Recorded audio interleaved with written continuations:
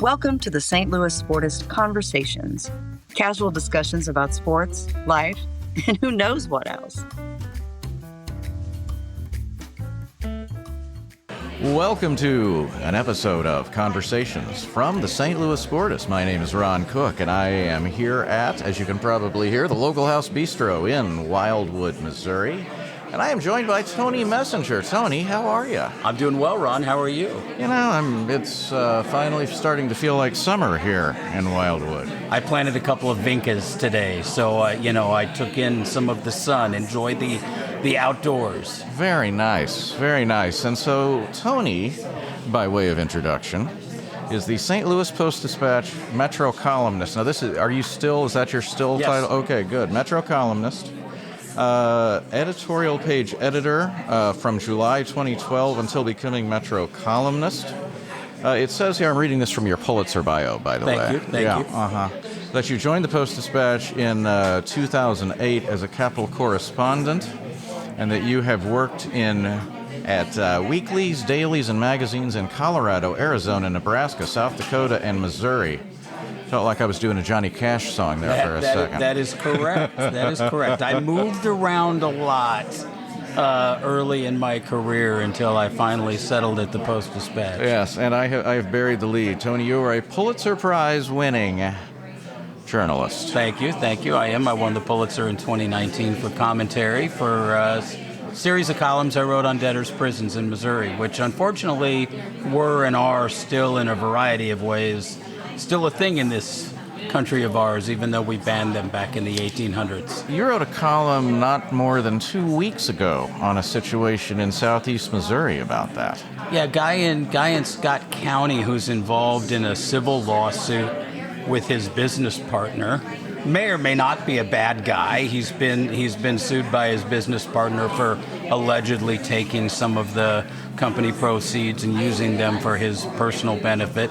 He's also been charged with a crime related to the same series of events. He hasn't been convicted yet. He's not in jail because of the alleged crime.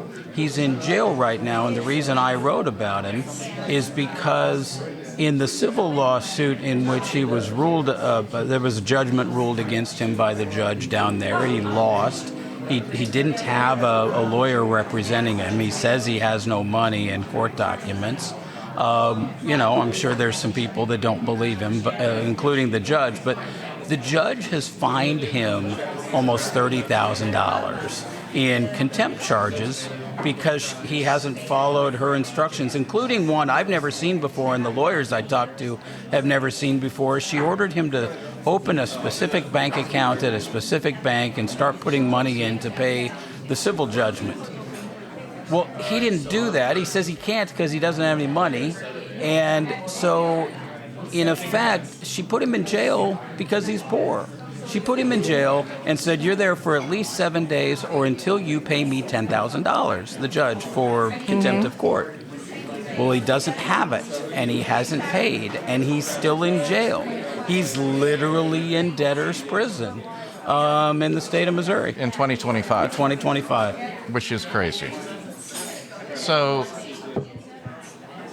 and you also covered Ferguson and wrote with, was it Bill McClellan, some columns on? No, with Kevin Horgan. Or with Horgan, yes, I'm sorry, yeah. Right. Mm-hmm. In fact, Horgan and I were Pulitzer finalists for a series of editorials that we wrote on Ferguson back when I was the editorial page editor. Mm-hmm. Currently working on my second book, which is a book about Ferguson and sort of the aftermath in St. Louis. Working title is The Ferguson Decade. And it's a look at what's happened here in St. Louis in the last 10 years in terms of both the rise and the fall of black political power with direct connections to the Ferguson uprising. Yeah, and it certainly has been an interesting decade on many fronts, and I actually do want to come back to that. But since we're the St. Louis Sportists, I want to go back to the very first time you and I started talking at the bar here, and you told me that you cannot watch Denver Bronco games in public. That is true. That is true. I have occasionally, but it's got to be a really, really loud bar where my grammatically correct, long cussing sentences can be covered up by the din of the bar and other people screaming at their team. I am a Broncos fanatic. I was born and raised in Denver, and as much as I am, and by the way, I'm wearing my St. Louis City gear today. I'm very much a St. Louis City fanatic, and it's funny. My wife has noticed that my St. Louis City fandom is instinctively similar to my Bronco fandom. I've already been sent to the TV in the other room away from the other human beings in my house when I'm watching St. Louis City games. But I love my teams, and I get into the games, and I still believe. I know intellectually this is wrong, but while I'm watching a game, I believe they can hear me. Oh, absolutely. And that's an argument that my wife and I have from time to time when I will, say something like he hasn't missed a free throw the whole game. She might actually, whap me on the shoulder or something. And I will say that, I'm not going to have any impact on the game. And she's like, well, let's not take that chance. And you were a coach's kid. I am. My dad's a retired high school coach, basketball, football, baseball. And so, we grew up in a family where sports was, our lives always revolved around sports. When I was a kid, if I wasn't playing or my brother wasn't playing, my dad was also an umpire and a referee.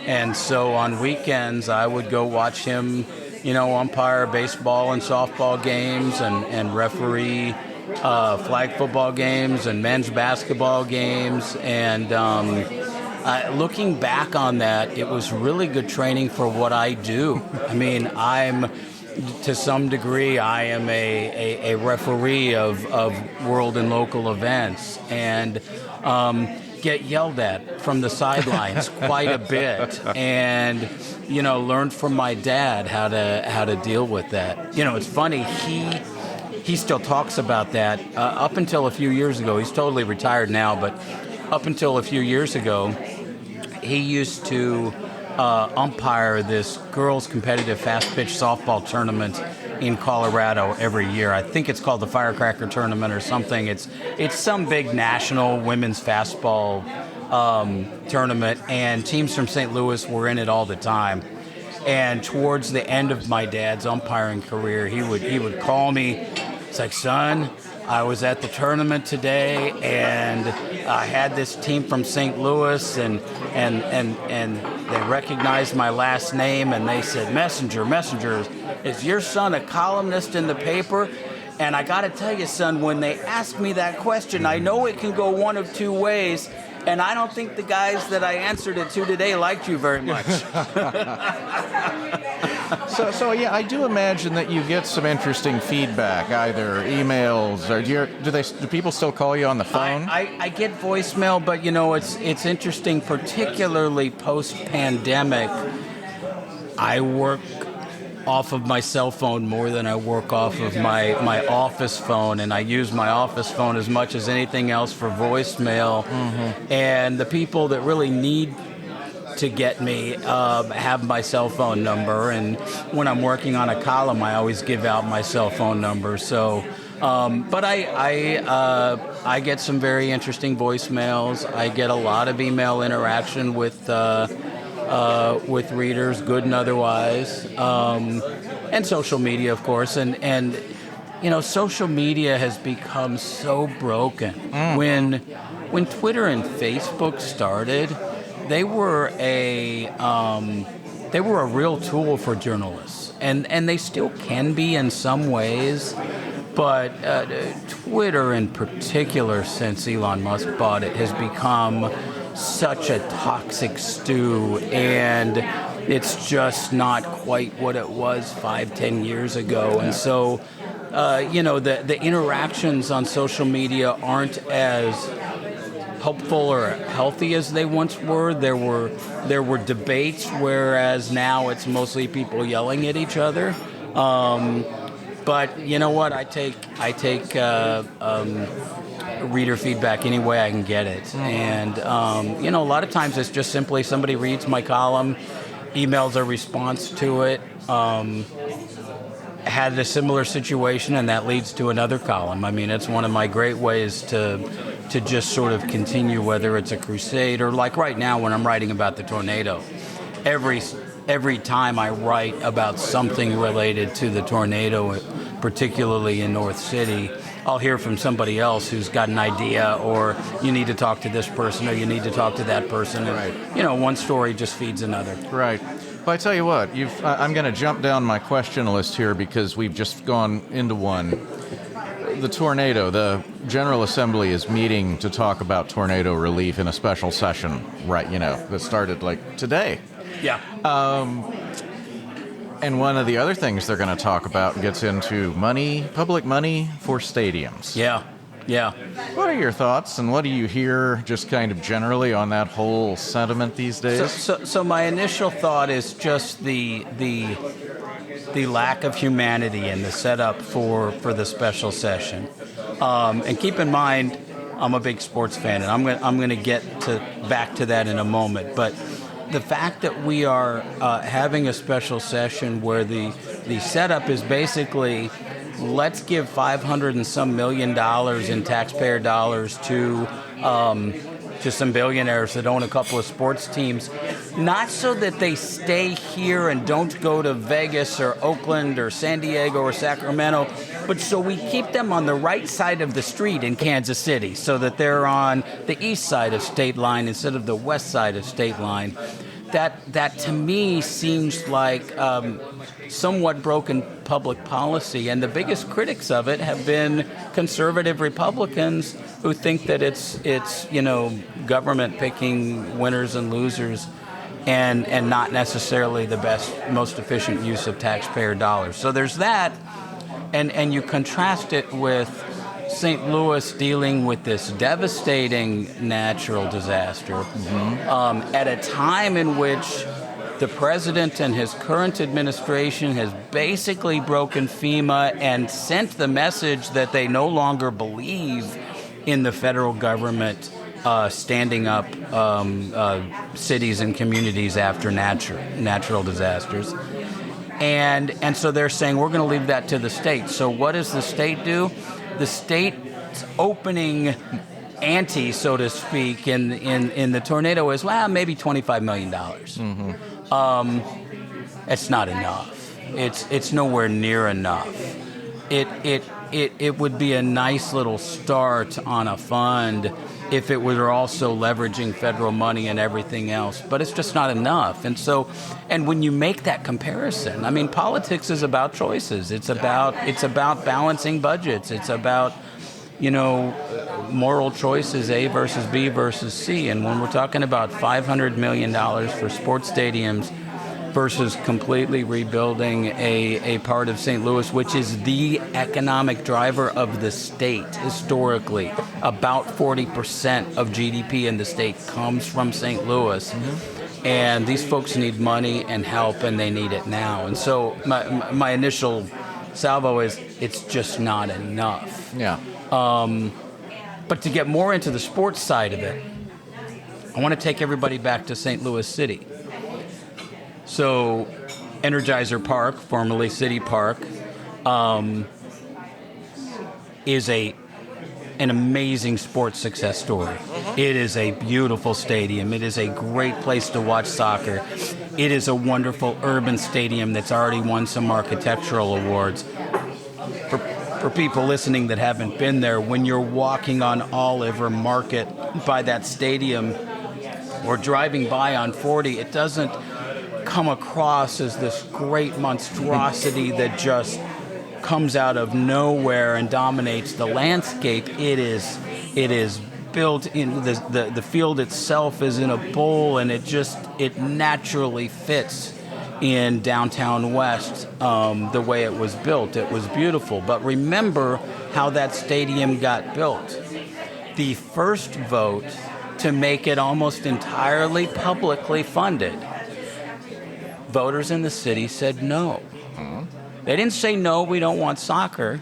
They said no. They said we're just not going to spend that kind of public money. And at the same time, they voted to send some more money to transit, which, by the way, hasn't been built yet. And may not be. And may or may not ever get built, which is unfortunately a real tragedy, particularly when you're talking about how it could fit into improving North St. Louis post-tornado. But the voters said no. And what did the billionaires do? The Taylor family went back, they reconfigured, and they said, you know what? We're going to make a lot of money in that stadium. We're going to make a lot of money in development in that region because they also own land around there, and the nonprofit, the City to Park nonprofit that they developed, also owns land and property in that area. And they said, okay, fine. Give us some deal on the land. Give us some ticket tax breaks, the same ones you give to the Blues and the Cardinals, and we're going to build this thing. And they did. And it's beautiful. It's amazing. And it's great. And they didn't flee. And they're making money. And they're filling the thing. And for a whole variety of reasons. But in part because they did a first-class job building that stadium. Yeah. And maybe they wouldn't have done as good a job if the taxpayers were funding it. Because when the taxpayers fund it, the taxpayers maintain a certain amount of control. Contrast that also with the old football stadium, the Edward Jones Dome, that's now just the dome at the America Center or whatever we're calling it. And when that thing was pitched to voters as a publicly funded football stadium, oh, it's going to pay for itself. Oh, taxpayers are never going to have to pitch in. Recent audit says taxpayers need to start pitching in a whole lot of money. Well, that's 30 years later. Yeah, and it's old, but it's a public asset, and now it's there, and what are we going to do? And so I have become increasingly, as much as I am a massive sports fan and don't want my various teams, most of which are in Denver or St. Louis, to leave their markets. I want the billionaires who own those teams to ante up. And you know what? I'm fine if they get filthy rich off of the sports teams that I love, as long as they aren't doing it on the backs of taxpayers. Give them the land, if it's publicly owned. Cut a deal, cut some breaks. But basically let the owners do it, and particularly when they're playing this game of Missouri versus Kansas. Yeah. It seems like an unbelievable leveraging game to be playing at the time when the residents of the city of St. Louis, and also a whole bunch of folks in rural Missouri who have been hit by tornadoes, both the same storms and the ones in March and April, are still waiting on their aid that they haven't gotten from the federal government either. Right. And last time I checked, and I know these things are subject to change, but the Hunt family didn't really seem to be hurting for financial resources last time I checked. I don't think any of the, particularly when you're talking about the NFL, and really Major League Baseball, everybody except for my beloved Colorado Rockies, who are the worst baseball team in the history of baseball, everybody but their no-good owner who should sell the team or be sent to a gulag somewhere and have the team stolen from him by Major League Baseball and given to somebody in Denver who can produce more than 9 wins after May has already ended. Not to go on a rant, but these are wealthy people, and they're good business people, and the model has changed. The new big monstrosity stadiums that are being built by real estate billionaires who are making a killing off of them because they're turning them into entertainment centers and districts and everything else. And they're smart people and they know how to make money. And so there's a better way to keep the sports teams in Missouri, and it's not just giving away the farm. Yeah. So before we take a quick commercial break here, I have to depress my friend Tony Messenger by telling him that I read just before you arrived that since May the 2nd, Scotty Scheffler and the Rockies have the same number of wins. He has won the same number of tournaments as the Rockies have won games. Won the Memorial this weekend. Yeah. Second player since Tiger Woods to win it back-to-back, and that is a tough tournament to win. I love watching the Memorial. That really is a good, and you know Jack's going to be right there at 18. That's a great Jack's moment. always there to shake the winner's hand. It's a beautiful moment in golf. It is indeed. And Tony and I are coming to you from the Local House Bistro. They are our studio sponsor here. This is the place in West County for music on the patio lately. It's one of the best patios here in West County. Also, if you're listening to this podcast, there's a good chance you might want to duck inside and check out any of the 7 TVs in the bar area, where you'll see the NHL Finals, the NBA Finals. What are you thinking about the NHL Finals? You like McDavid, or do you think those Panthers are going to do it again?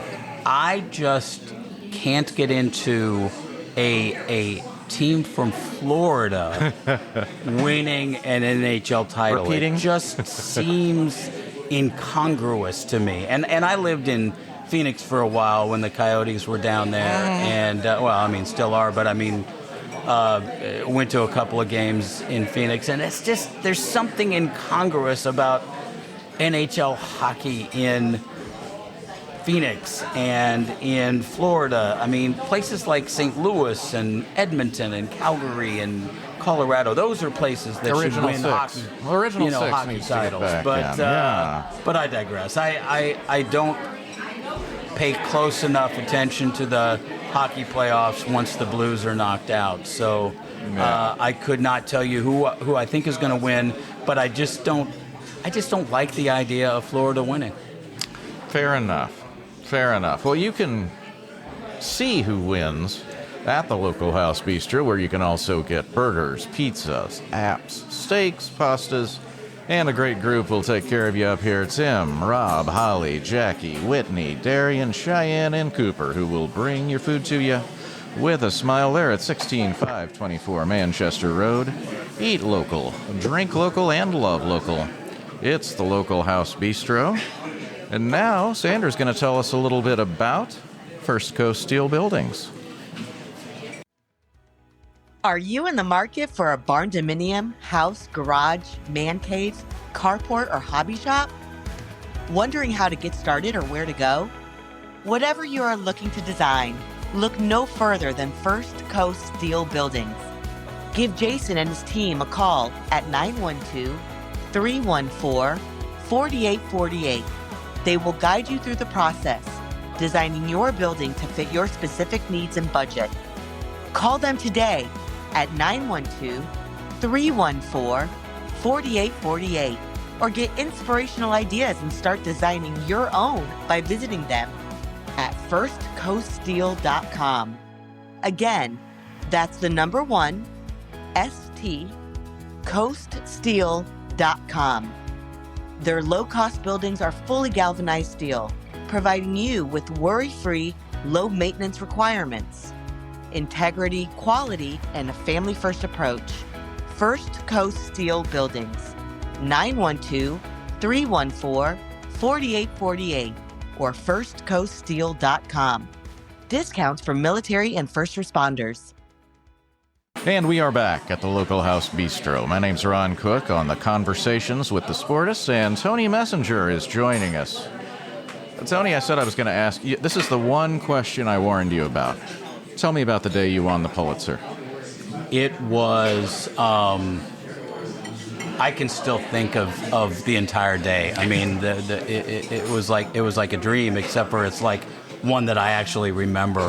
And most of the newsroom, we were still in the old building on Tucker, and most of the newsroom was gathered and we're watching the announcements, and I knew I had been nominated, and I knew I had written some powerful columns that year that were leading to a change in state law, and I was excited about that. But I had been a finalist for the Pulitzer before in editorial writing, and that was great. But I didn't know, what was going to happen.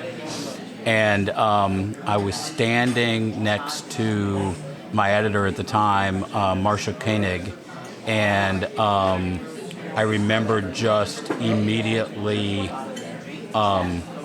jumping for joy. Now, I don't really jump, as my kids will point out playing basketball. You know, I got a good maybe inch of airtime there. Vertical, you know, right? You know, Mm-hmm. but in my own mind, I was jumping for joy, and I just started hugging everybody, and I called my wife right away, and I called my dad right away, and just started hugging everybody in the newsroom, and it was just amazing. And my boss, Gilbert Bailon, the former editor of the Post-Dispatch, must have known something. You know, there's this old story about the Pulitzers where, you know, sometimes some editors know some things and some don't. Gilbert must have known somebody and had some idea because he had some champagne on ice.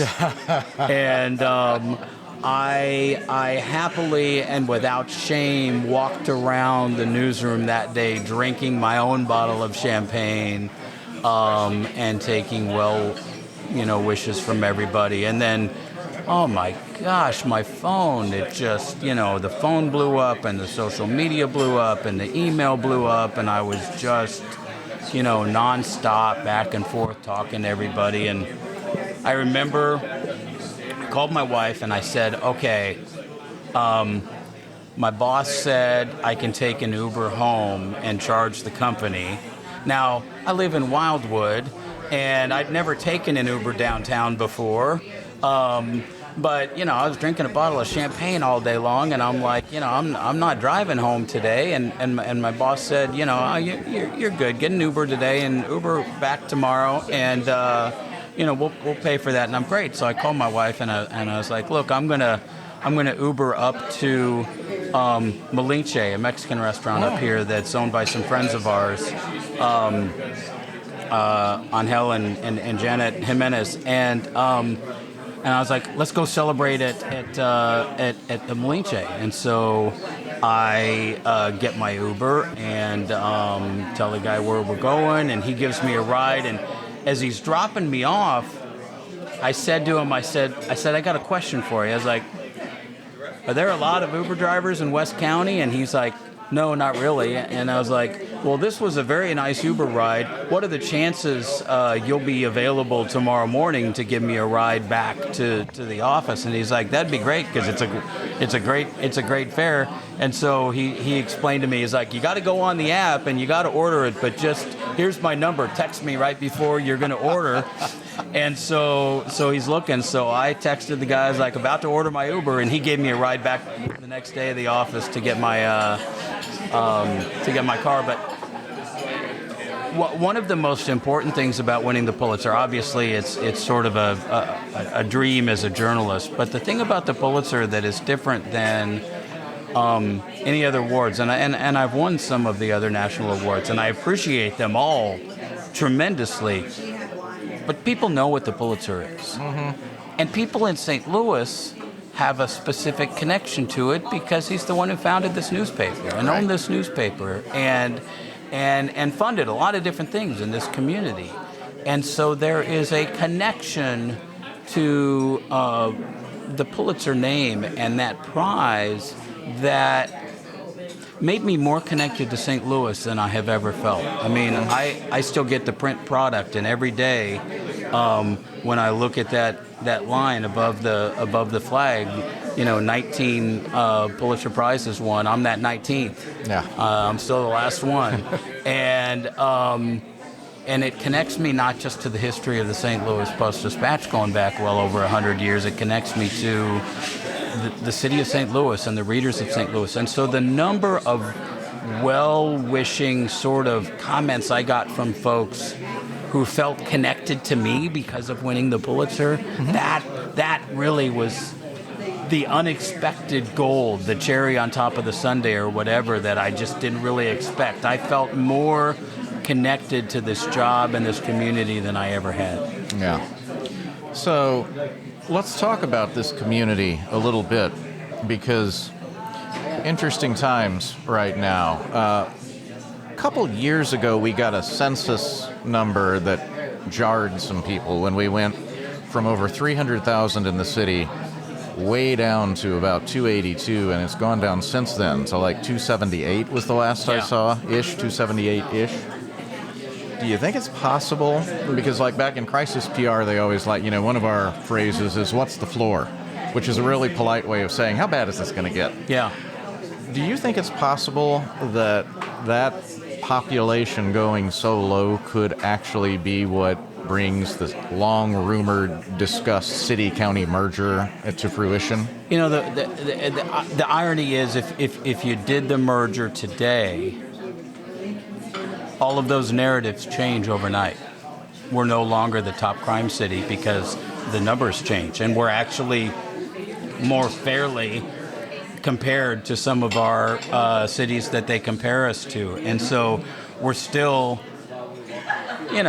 top 10, top 15, whatever, but immediately we're no longer number one, if that were to happen overnight. Mm-hmm. And all of a sudden we're more like most metro areas where we're talking about the MSA, the Metropolitan Statistical Area. We're talking about the St. Louis region. We're not talking so much about just the city of St. Louis.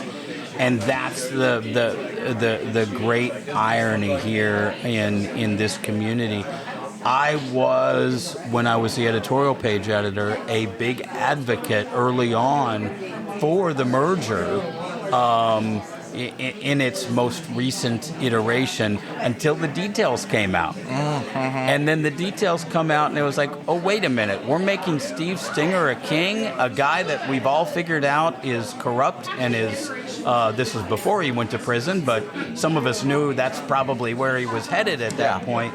And that was one of the things that ultimately killed the merger, because it was top heavy, because it didn't listen to enough constituencies, because it's really the third rail of politics in St. Louis, and it's almost impossible to deal with. I would love for us to find a way to get there.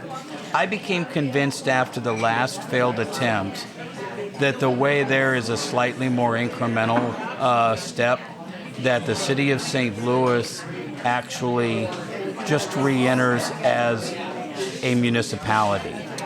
And so the city changes its charter, which is weird because it's a city and a county, and it has these additional offices, such as the goofy sheriff. Oh my goodness. The guy that just got elected, Alfred Montgomery, who is just absolutely a mess. He's a Netflix documentary looking for a place absolutely. to happen. and so if the city can find a way to build the political will to re-enter the county as a municipality, now all of a sudden it's still completely controlled by its own voters, but in a more traditional municipal government. And all of those voters now immediately become the largest municipality in St. Louis County in electing county councilmen and women and the county executive, etc. And it changes the nature of politics. Yeah. And if that could be done, all of a sudden, we know in Wildwood that if you're a municipality in St. Louis County, you can contract with St. Louis County Police as Wildwood and fire. does.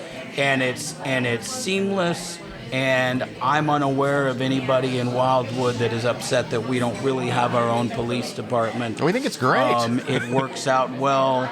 And so all of a sudden, when the city becomes a municipality within the county, it becomes easier from a governmental standpoint to say, okay, where do we find some efficiencies in terms of our health department, in terms of our policing, in terms of fire's a little bit more complicated because of all the fire districts. Right. But that would be the way I think that we might eventually get there.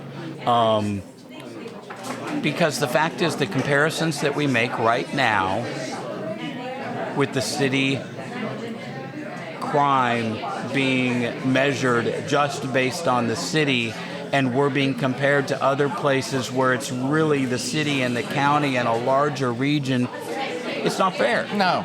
And changing those statistics doesn't help improve crime in those specific neighborhoods that need help, but it does change the narrative, and if you change the narrative, you can change some of the national talk, whether it relates to businesses relocating, tourism, etc. Yeah. So let's take this to one kind. Let's bring it back to sports a little bit.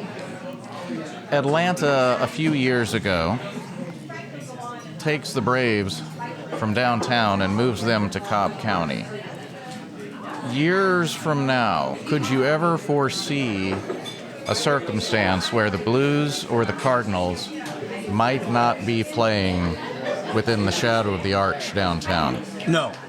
And for a couple of reasons. St. Louis is different. And one of the reasons that St. Louis is complicated is because, like Kansas City, which is right now having a fight with its sports teams, we are right here on a border state. And so this is one of the things I have to remind myself as a columnist sometime, is that half of St. Louis as a region is across that river and over in Illinois. Right. And, Belleville and Collinsville and Edwardsville and East St. Louis and all of those communities over there are also part of our community. And I guarantee you the owners of the Cardinals and the owners of the Blues know where their fans are coming from, all of those different zip codes. And there's no way they're about to move all the way out to St. Charles County, for instance, and basically say to those Illinois folks, maybe you won't come to as many games anymore. I just don't see that happening. I don't, especially with the investment that has been made. You know what? Enterprise Center is beautiful. Busch Stadium's beautiful. City Park is beautiful. And it would be wonderful if we could, as a city and a region, invest a little bit more in the infrastructure that connects all those people and connects Ballpark Village to the convention center, etc. But that's the great St. Louis riddle, because I make the comparison to Denver frequently because that's the city I know the most about. Mm-hmm. Denver has something that St. Louis doesn't have. It's based in the middle part of the state, and all of its suburban counties are around it in the middle part of the state. And everybody knows Denver's the driver. And so what has happened in Denver over the years? Their transit, their arts, their zoo, their sports, they are all funded by a 5 or 6 county region surrounding Denver, where every taxpayer in that Denver metro area is invested in the success of the entire region and specifically the core. That's not the case here. Only you and I in the county and our friends in the city are paying the zoo tax. Right. And while we let freeloaders from the other counties in, they aren't paying. Who's funding transit? Not everybody, and definitely not the state of Missouri.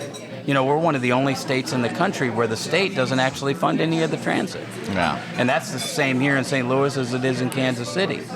I'd love for the state legislature to have some discussions about that this week, as they're talking about sports investment and they're talking about tornado investment.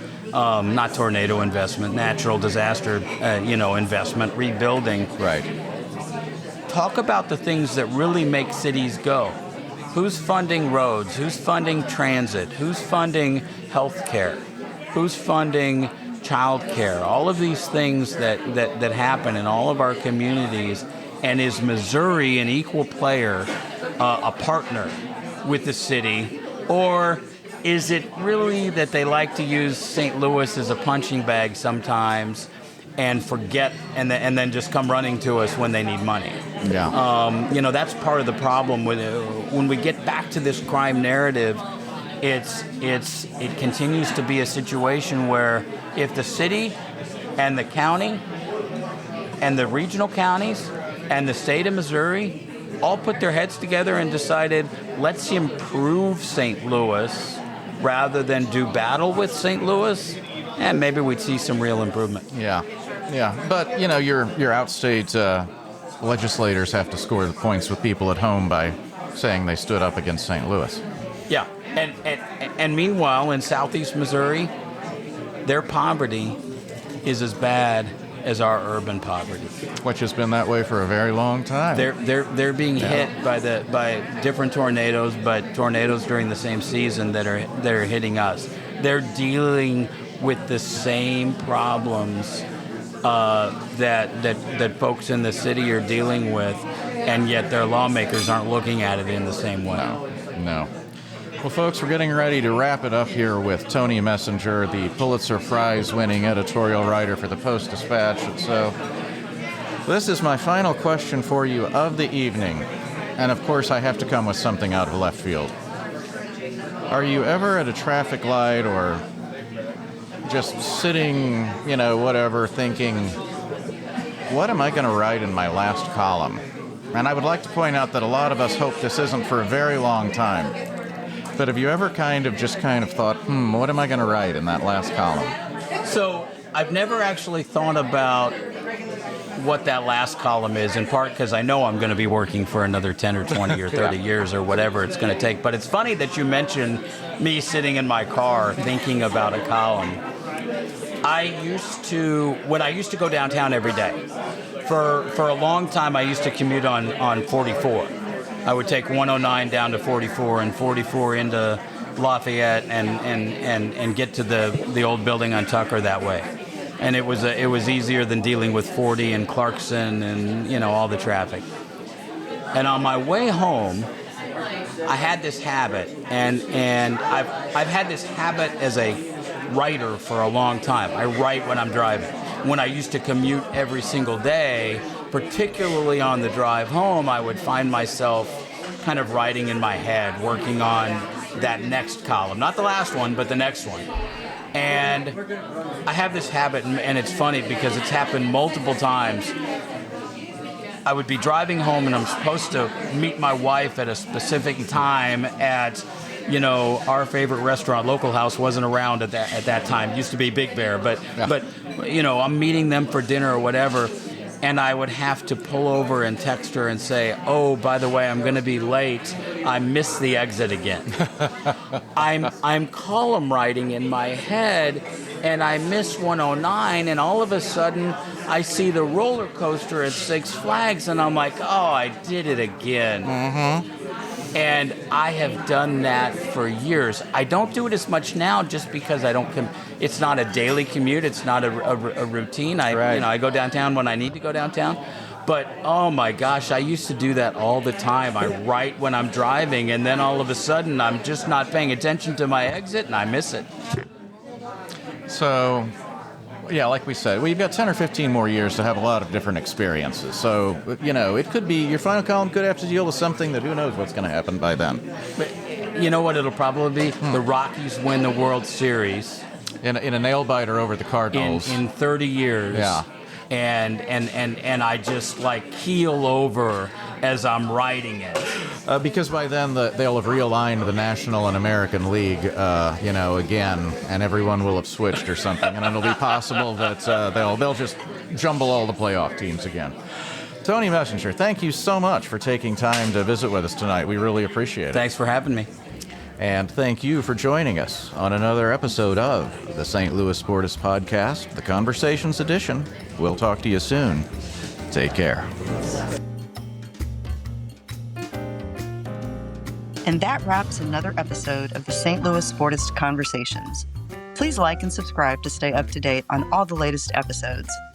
The podcast can be found on all major platforms. And thanks for listening.